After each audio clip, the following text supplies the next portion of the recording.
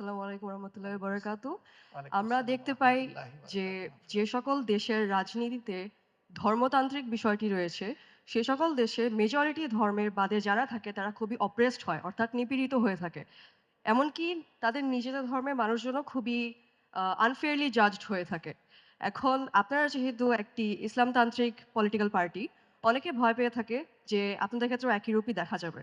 তো আমার প্রশ্নটি হচ্ছে, আপনি কি মোরাল পুলিশিংকে সাপোর্ট করবেন নাকি এর বিরোধিতা করবেন? এবং যারা মোরাল পুলিশিং করে তাদের প্রতি কি যথাযথ অ্যাকশন নেওয়া হবে? Thank you. ওনার দুটি কনসার্ন উনি রাইজ করেছেন। ফার্স্ট কনসার্ন হচ্ছে দুনিয়ার দিকে তাকালে যে সমস্ত ধর্মতাত্ত্বিক দেশ আছে সেখানে আহ, এক ধরনের চাপাচাপি করা হয় মানুষের উপরে। মানুষ যা চায় তাও মানুষকে ডেলিভারি দেওয়া হয়, মানুষ যা চায় না ওইটাও মানুষকে বাধ্য করা হয়। 2 নম্বর হচ্ছে বিশেষ করে উনি সেকশন আলাদা করেন নাই, মরাল পুলিশিং এর কথা বলেছেন যে আমরা ক্ষমতায় গেলে ওই রকম মরাল পুলিশিং সিস্টেম চালু হবে কিনা, যেহেতু আমরা একটা ধর্ম based party. True, I agree, কিন্তু ওই দুইটা এগ্রি করি না, ওই দুইটার সাথে আমাদের কমপ্লিট ডিসএগ্রিমেন্ট। ভারত আমাদের প্রতিবেশী দেশ, ওই দেশের কনস্টিটিউশনে বলা হয়েছে যে দেশ হলো তাদের secular. Secular means every religion will preserve the rights to enjoy their all religious freedom. But in fact এটা নেই সেখানে। বরঞ্চ এই কয়েকদিন আগেও দেখেছেন খ্রিস্টান সম্প্রদায়ের লোকদেরকে মব করে হত্যা করা হয়েছে, বাংলাদেশ তার প্রতিবাদ করেছে। এর আগে দেখেছেন অন্যান্য ধর্মাবলম্বী বিশেষ করে মুসলমানদেরকে সেখানে করা হয়েছে। তো কি হলো, সেখানে সংবিধানে তো লেখা আছে, ওই সংবিধান তো ফাংশন করছে না। এটা নির্ভর করে ওই সংবিধানের যারা কাস্টোডিয়ান তারা কেমন, তাদের মানসিকতার উপর নির্ভর করে দেশটা কেমন, সমাজটা কেমন চলবে। ইসলামের ব্যাপারে মরাল পুলিশিং এর কোনো জায়গা নেই। রসুল্লাহ সাল্লাহ আলি সাল্লামের পার্লামেন্ট হাউস ছিল মসজিদে নববী, ওনার মন্ত্রণালয় ছিল মসজিদে নববী, ওনার প্রধান বিচারপতির দপ্তর ছিল মসজিদে নববী।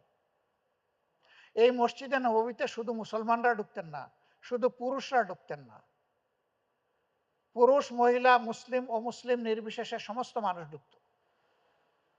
বহু মহিলা এসেছেন তার প্রয়োজনের কথা বলতে। তার পোশাক ইসলাম যেটুকু শালীনতার প্রত্যাশা করে ওরকম না, তিনি এসেছেন তার মতো পোশাক। আল্লাহ রসুল কখনো এমন কোনো এভিডেন্স নাই বলেছেন মা আগে আপনি যান, একটু পোশাকটা শালীনতার সাথে পরে আপনি আসেন। নেভার, কখনো বলেন নাই। বরঞ্চ শ্রদ্ধা সম্মানের সাথে ওয়েলকাম করে ওনার প্রয়োজনটা, ওনার অসুবিধাটা উনি জানতে চেয়েছেন। তারপরে তিনি তার অ্যাপ্রোপ্রিয়েট সলিউশন দিয়ে সম্মানের সাথে তাকে বিদায় করেছেন। This is the standard of Islam. অন্য ধর্মের লোকেরা এসেছে তার সাথে সাক্ষাৎ করতে ডেলিগেশন নিয়ে। ইহুদি সম্প্রদায়ের ওই দিন শনিবার ছিল, তারা বলেছে যে আমরা আমাদের উপাসনা করতে চাই, আমাদেরকে কোথায় একটু জায়গা করে দেবেন। রসুল করিম সাল্লাল্লাহু আলাইহি সাল্লাম সাহাবীদেরকে বলছেন, একটা দিকে মসজিদের ভিতরে ইঙ্গিত করে যে এই জায়গাটা ওনাদের জন্য খালি করে দাও, এখানেই তারা উপাসনা করবে। আল্লাহ রসুল বলেন নাই যে এটা অ্যাবসলিউটলি মুসলিমদের জন্য প্রিজার্ভ করা হয়েছে, এখানে তো আপনাদেরকে দিতে পারবো না, আচ্ছা দেখে কোথায় দেওয়া যায়। নো, এখানেই জায়গা করে দিয়েছে। This is the religious harmony of Islam and beauty of Islam. কিন্তু আনফর্চুনেটলি আমরা আমাদের দুর্বলতার কারণে ইসলামের যে বিউটি এটাকে আমরা তুলে ধরতে পারছি না। রিয়েল বিউটি যদি আমরা তুলে ধরতে পারি তাহলে আমাদের পারসেপশনের চাইতে অনেক ঊর্ধ্বে ইসলামের অবস্থা। আমি আমার জীবনের একটা উদাহরণ দেব। 1994 সাল দেশে একটা ডেভাস্টেটিং ফ্লাড হয়েছিল। বিভিন্ন এনজিও এসেছে দেশ বিদেশ থেকে মানুষের পাশে দাঁড়া। এরকম একটা বিদেশি এনজিও আমাকে তাদের সাথে সঙ্গ দেওয়ার জন্য ইনভাইট করলো, আমি গেলাম। সেই টিমে একজন নিউলি কনভার্টেড মুসলিম ছিলেন, তিনি অরিজিনালি জার্মান সিটিজেন, তিনি গর্ডন গিভেন ছিল তার নাম। ইসলাম আসার পরে তার নাম হয়েছে আব্দুল্লাহ রিবন। তো আমাদের নৌকাটা একটা জায়গায় গিয়ে ঠেকে গেছে পলিতে, ওটা আর তীরে বিড়ছে না। আমরা ইতস্তত করছি যে এই পানি থেকে কিভাবে একটু সামনে নেওয়া যায়। এই লোক জাম দিয়ে পানিতে নেমে গেল, আজ তো একটা চালের বচ্চা 50 কেজির তার পিঠের উপর তুলে নিল। আমরা জাম দিলাম, বললাম আপনি আমাদের গেস্ট, এ বুঝা আমরা টানবো। হাসতে হাসতে বললেন, তোমরা সারা জীবন ছটাক ছটাক মুষ্টি মুষ্টি যা টেনেছো, আমি এখন বস্তা বস্তা টানলেও তার সমান হবে না, আমাকে আমার বস্তাটা টানতে দাও। We became very much excited and impressed. তখন হুড়মুড় করে সবাই লাফালাফি করে নেমে তার সাথে আমরা প্রতিযোগিতা শুরু করলাম। ফিরার পথে তার সাথে একান্তে বসলাম 1 to 1। আমি জিজ্ঞেস করলাম যে কি জিনিস তোমাকে আকৃষ্ট করলো ইসলামে আসতে। আমাকে সে রিপ্লাই দিল, this is Quran, this is Quran, this is কোরআন। আমি জিজ্ঞেস করলাম কোন মানুষটি এই পথে তোমাকে ইনভাইট করেছে। Again he answer, this is Quran, this is Quran, this is কোরআন। তার মানে কি, আমাদের একটা ব্যর্থতার ইঙ্গিত।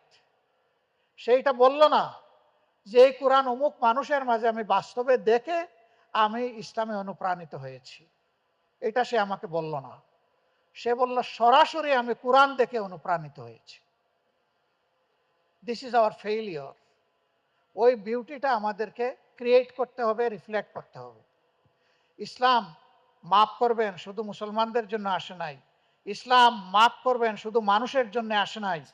ইসলাম এসেছে আল্লাহ তাআলার সমস্ত ক্রিয়েশনসের মধ্যে ডিসিপ্লিন এস্টাবলিশ করার জন্য। আমরা এটাকে কাট টু সাইজ করে বোতলের ভিতরে ঢুকাই ফেলছি। আমরা কেউ পানি পোড়ার কাপের মধ্যে, কেউ তাবিজের মধ্যে, কেউ ডেইলি না বুঝে তেলাওয়াতের মধ্যে, একটা পর্যায়ে আমরা এটাকে নিয়ে এসেছি। No, it is quite universal এবং up to the last moment of the world. হযরত ঈসা আলাইহিস সালাম একমাত্র মানুষ যিনি দুনিয়ায় দ্বিতীয়বারের মতো ফিরে আসবেন। আর কোনো মানুষ দ্বিতীয়বার দুনিয়া ফিরে আসবে না। তিনি আসার পরে দুনিয়া থাকবে মাত্র 40 বছরের পরে শেষ, খতম। তার আসার, তার আগমনেই সংবাদ দিবে যে দুনিয়ার 40 বছর তৈরি হয়ে যাও। এই ইসলাম যতদিন পর্যন্ত তার সামগ্রিকতা ধারণ করেছে, শুধু মুসলমান না, সারা বিশ্ব মানবতা এখান থেকে উপকৃত হয়েছে। আর যখন সে নিজেকে কনজারভেটিভ এবং ন্যারো করে ফেলেছে, সে দুনিয়াকে বঞ্চিত করেছে, মানবতাকে বঞ্চিত করেছে এবং মুসলমানদের উপর জুলুমের দুয়ার খুলে দিয়েছে। আমরা আল্লাহর কাছে চাই আমরা যেন ইসলামকে তার রিয়েল স্ট্যান্ডার্ডে অনুধাবন করতে পারি এবং এদেশের নাগরিকরাও যেন অনুধাবন করতে পারে সেই বিষয়টা। এখন কথা আসে যে অন্য ধর্মের যারা, তাদের কি হবে? ইয়েস, তাদেরও রাইটস আছে, তাদেরও ধর্মের উৎকর্ষের জন্য, যেহেতু তারাও রাষ্ট্রের নাগরিক, যেহেতু তারাও রাষ্ট্রকে ট্যাক্স দিবে, অবশ্যই তাদের অধিকার আছে, ওই অংশটা তারা অবশ্যই পাবে, এ ব্যাপারে কোনো সন্দেহ নেই। মেনশনেবলি আমাদের ব্যাপারে একটা মিসপারসেপশন ক্রিয়েট করা হয়েছে যে অমুসলিমরা আমাদের হাতে অনিরাপদ। আমরা কাউকে অমুসলিম বলি না, আমরা বলি সকল ধর্মের মানুষ। We respect every religion. এই জায়গাটায় আমরা যে কথাটা বলতে চাই, জামাতে ইসলামী সর্বাত্মক চেষ্টা করে বিশেষভাবে যারা অন্য ধর্মের মানুষ তাদের উপরে কোনো ধরনের অন্যায় আচরণ না করা। একটা হাদিসকে আমরা খুব ভয় করি। আল্লাহ রসুল বলেছেন মুসলমানরা যেখানে সংখ্যাগরিষ্ঠ হবে সেখানে অন্য ধর্মের মানুষেরা তাদের কাছে আমানত থাকবে। এই আমানতের ইজ্জত, সম্পদ এবং জীবনের ক্ষতি যারাই করবে, আল্লাহ রসুল বলেছেন দুনিয়ায় যদি তারা ন্যায় বিচার না পায়, তাইলে আখেরাতের আদালতে at the day of final judgment, I will be the plaintiff and raise objection and file case against this oppressor Muslim for oppressed non-Muslim. আমি এই নির্যাতিত মানুষটির পক্ষ হয়ে ওই মুসলমান নামের জালিমের বিরুদ্ধে আল্লাহর দরবারে আমি মামলা দায়ের করব, এই কথা বলেছেন আল্লাহ রসুল সাল্লাল্লাহু আলাইহি ওয়াসাল্লাম। আমরা ভয় পাই। আমরা ভয় পাই বলে আমরা আমাদের ভাই বোনদেরকে সম্মান করি। আমাদের হাতে কেউ ওরকম অপদস্থ হওয়ার কোনো ইতিহাস নাই, কিন্তু সব কিছু আমাদের নামে চালান দিয়ে দেওয়া হয়। Quite unfortunate. আমরা সেভারাল টাইমস বলেছি, একটা ইন্টারন্যাশনাল ক্রেডিবল প্রোব বডি করে আদ্যপান্ত বাংলাদেশের জন্ম থেকে আজ পর্যন্ত প্রত্যেকটা মিস হ্যাপেনিংকে দেখা হোক, তদন্ত করা হোক। জামাতে ইসলামী এখানে সর্বাত্মক সহযোগিতা করে। আর যদি কেউ আমাদের মধ্যে এরকম পারপিট্রেটর, অপরাধী সাব্যস্ত হয়, ডিটেক্ট হয়, আমরা আইনের হাতে নিজেরা তাকে তুলে দিয়ে ওই আইন যাতে তার গতিপথে আপন পথে চলে, শাস্তি বিধানের জন্য আমরা সাহায্য করব। এটা আজকে অনুরোধ করে রাখলাম, এটা চলতে থাকুক। আমরা এই জায়গায় দাবি করছি না আমরা ফেরেশতা, আমরাও মানুষ হতে পারি, আমরাও মানুষ, আমরা ভুল করতে পারি। ভুল এবং অপরাধ করলে আমাদের শাস্তি আমরা দাবি করছি। আমাদের শাস্তি দেওয়ার মধ্য দিয়ে বাংলাদেশে অপরাধীদেরকে শাস্তি দেওয়ার দুয়ারটা খুলে যাক, ওইটাও আমরা দাবি করছি। যদি আমাদের কেউ এরকম অপরাধী হয়ে থাকে, কোনো আপত্তি নাই, তার শাস্তি হবে, আমাদের সংগঠন পূর্ণ সহযোগিতা করবে। জুডিশিয়ারি কোনো ধরনের হস্তক্ষেপ করবে না। বলবেন মাঝে মাঝে যে দেখে আসামি ছুটিয়ে নেওয়ার চেষ্টা করে, সে প্রশ্ন আপনাদের আসতে পারে। অন্যায় অসঙ্গতভাবে শুধু আমার দলের কেন, যে কোনো মানুষকে যদি কেউ গায়ে হাত দেয়, হোক সে আইন শৃঙ্খলা বাহিনীর লোক, আমি যদি দেখি তার উপর জুলুম করা হচ্ছে, এটা আমার দায়িত্ব এটা রুখে দেওয়া, এটা স্তব্ধ করে দেওয়া। আমাদের সমাজ দুষ্টের দমন এবং শিষ্টের লালনের পরিবর্তে শিষ্টের দমন এবং দুষ্টের লালন করে। এই জায়গায় চুপ করে থাকা আরেকটা অন্যায়। তবে হ্যাঁ, দলপ্রীতিতে অন্ধ হয়ে কোনো অপরাধের পক্ষ নিলে আমরা তাকে কখনো ক্ষমা করি না, আমরা তাকে তিরস্কার করি, আমরা তার বিরুদ্ধে সাংগঠনিক ব্যবস্থা নেই এবং আইন শৃঙ্খলা বাহিনীকে বলি যে আপনারা নেন। আল্লাহর মেহেরবানি আমার নিজের জীবনে আছে, ধরে নিয়ে সংশ্লিষ্ট এলাকার এসপি সাহেবকে বলেছি এই নেন, এই অপরাধ করেছে, এখন আপনি কিভাবে প্রসিকিউট করবেন এটা আপনার দায়িত্ব, আমার দায়িত্ব আমি পালন করেছি। উনি আমাকে বিদায় দিয়ে ওরে জিজ্ঞেস করেছেন তুমি কে, কি করো? বলেছে আমি মেডিকেল কলেজ 4th ইয়ারে পড়ি। তো উনি যেটা বললেন এটা সত্য কিনা, বলে সত্য। বলে যে তুমি এখানে আসলে কিভাবে? উনি আমাকে বলেছেন যে আমি অন্যায় করেছি, তোমাকে পুলিশে দেব, তুমি আসো, প্রস্তুতি নিয়ে আসো। আমি ব্যাগ নিয়ে এসেছি, আমার কাপড় চোপড় আছে, আমি জেলে যাওয়ার জন্য এসেছি। এসপি সাহেব জিজ্ঞেস করেছে তুমি কি তোমার কাজের জন্য অনুতপ্ত? বলে স্যার আমি অনুতপ্ত। আমি অনুতপ্ত না হলে তো এখানে আসতাম না। তো এটাই তোমার শাস্তি, তুমি চলে যাও। 1 ঘন্টা পরে দেখি সে আমাকে গিয়ে সালাম দেয়। আমি তুমি এখানে? বলে যে আপনি দিয়ে এসেছেন আর এসপি সাহেব আমার সাথে এই বাদচাল করে আমাকে ছেড়ে দিয়েছে। আমি ওনাকে ফোন দিলাম, ভাই এটা কি করলেন? আমি চাইলাম একটা এক্সাম্পল তৈরি হোক, আপনি ছেড়ে দিলেন। কই যে আপনার নিজের ছেলে না, অন্যের ছেলে, মেডিকেল কলেজ 4th ইয়ারে পড়ে, একটা সেন্সিবল স্টুডেন্ট, সে তার অপরাধ স্বীকার করে নিয়ে এসে বলেছে আই এম ফিলিং শাই।